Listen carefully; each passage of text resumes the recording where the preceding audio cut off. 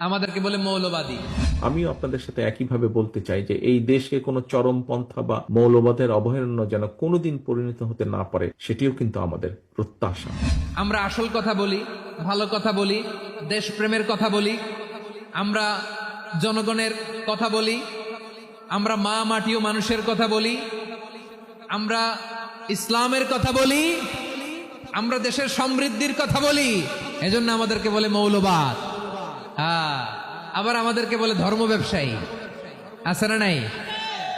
আমরা ধর্মের সত্য কথা প্রচার করি, যেটা দেশের ভালো, জনগণের ভালো, সেটা উপস্থাপন করি, আমাদেরকে বলে ধর্ম ব্যবসায়ী। আমার প্রিয় ভাইরা, যারা ইসলামের কথা বলে, যারা কোরআনের কথা বলে, এরা ধর্ম ব্যবসায়ী নয়।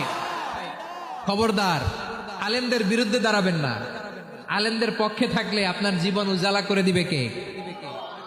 কোন আলেমান আও মুতাআল্লিমান আও মুত্তাবিআন আও মুহিব্বান ওয়ালা তাকুনিল খামিস ফাতাহলিক। হয় আলেম হও, নয় আলেমের ছাত্র হও, নয় আলেমকে মহাব্বত করো, নয় আলেমকে সাপোর্ট করো।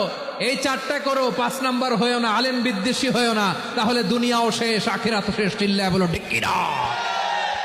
খবরদার, নিজেকে ইসলামের বিরুদ্ধে দাঁড় করাবেন না।